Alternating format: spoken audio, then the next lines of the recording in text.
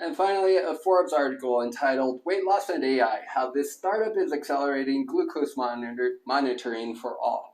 So basically, this is an article about Signos, a company that offers a service where you're able to track your blood glucose levels throughout the day.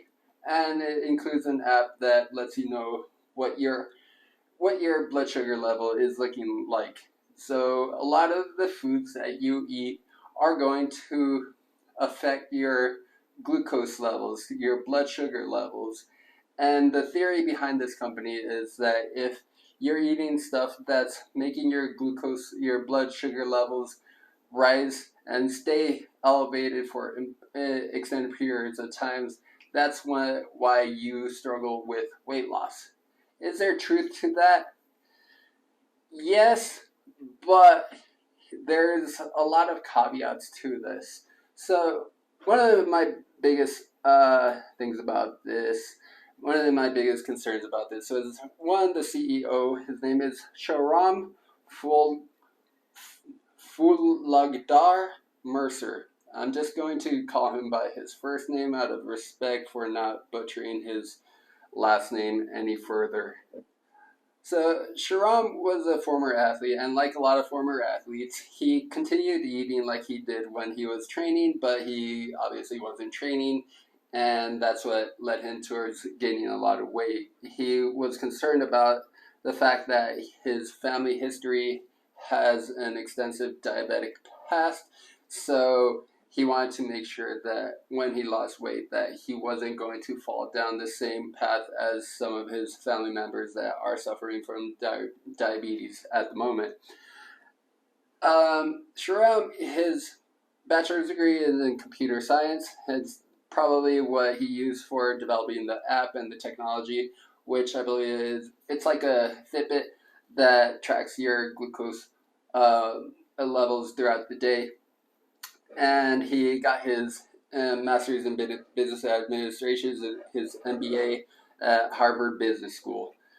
Nothing from that includes anything that's related to nutrition, kinesiology, exercise science. So that's where I'm kind of drawing a red flag from that. If he does have a business partner that does have a nutrition or medical background that whose expertise is in nutrition and weight loss and diabetes, then I would have less concern about this. But I'm not sure at this point, but I'm still a little iffy about this. So going into the thick of it, here's how they describe the Signos company. So they say Signos uses the latest Dexcom continuous glucose monitor, or GCM for short, which is the only FDA-approved GCM that offers real-time alerts without fingerstick calibration and is exclusively available to non-diabetics through their company.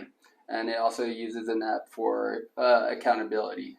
This is what Signos says. Signos is aiming to tackle the obesity epidemic in the U.S. by offering a new way for people to act on their body's unique response to what and when they eat to lose weight and kickstart a healthier life.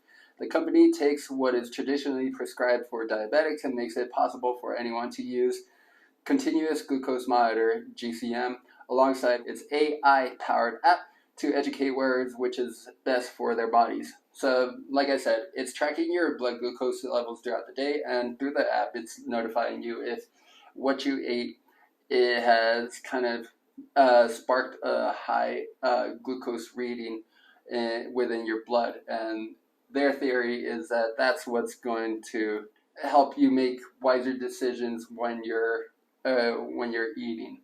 There is some truth to this. If glucose is always kept elevated at a long period of time, especially when a person is overweight or obese, they are more likely to develop diabetes, especially when a person becomes older. There have been a lot of cases, and there are a lot more cases these days than there were in the past, of younger people developing diabetes, unfortunately. And that's one of the reasons that concerned Sharon for making this product, so he can develop a proactive approach to help people avoid these types of problems. Tracking glucose may be one of the best preventative measures that one can employ to gain visibility into how one's daily habits affect the body. It is a game changer in the practice that this practice enables people to take charge of their health.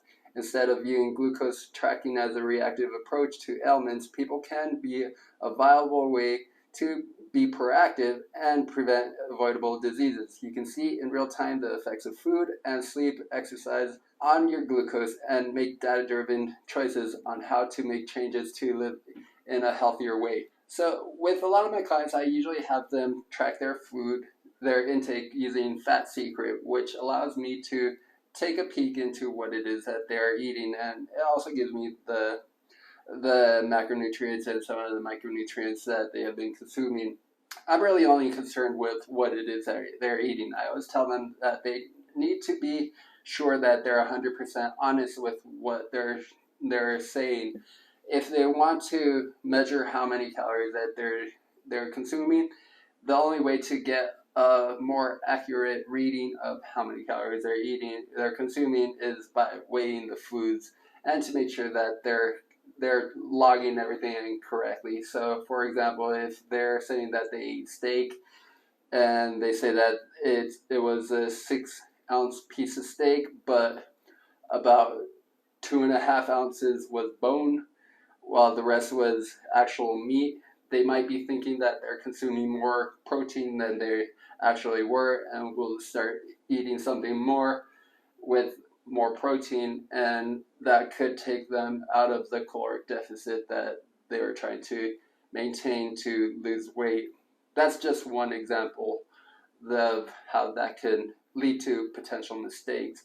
But with this, since you already have the monitor and it's telling you what it is that you're eating that has got the blood glucose levels shooting up, this could help a person make wiser decisions in the long run. So something with a lot of sugar has a high glycemic index than something that doesn't have sugar. So for example, unsweetened tea versus a soda, the soda is going to get the blood glucose levels skyrocketing, whereas the unsweetened tea is pretty much going to be the same. There might be a little bit of right, just because there's always going to be some sugars in there, and possibly some effect from the caffeine levels inside the teas, but that's going to be almost negligible, that you can basically ignore. The rise from the soda, that you can't really ignore, but if you're really only having one soda, you're probably going to be fine. But if you're drinking 3, 4, 5, 6 sodas, then that's going to be a problem, and that's going to keep your glucose levels at a high level. And again, if it's sustained for an extended period of time, this could lead to diabetes in the future.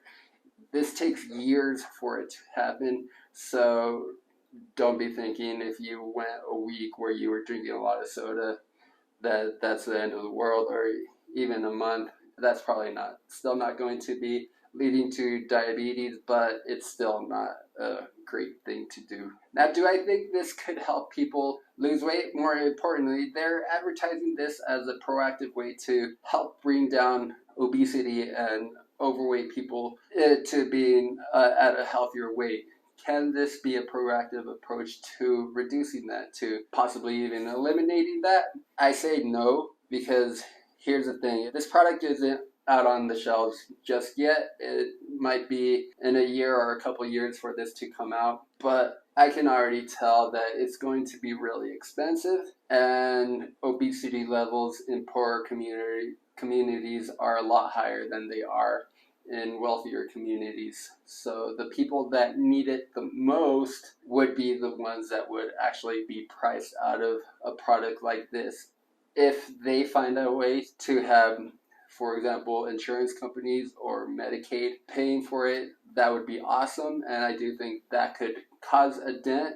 But is it going to be completely eliminating obesity? No. The best way, in my opinion, is for people to learn to make more educated choices on their own. A watch that tells you that what you ate is high on the glycemic list, it could get annoying over time, and people might end up giving up on it. So it could be a little naggy in a sense. And that's why I don't know if it could be 100% effective. I do think that it can be helpful for some, but there's never an answer for all. So this is interesting. I hope that it does become successful. And I do hope that this company does find ways to cut down costs for a wider population, especially the lower income populations, to be able to get some of these services so that it can help them lose weight as well, instead of just people that are wealthy.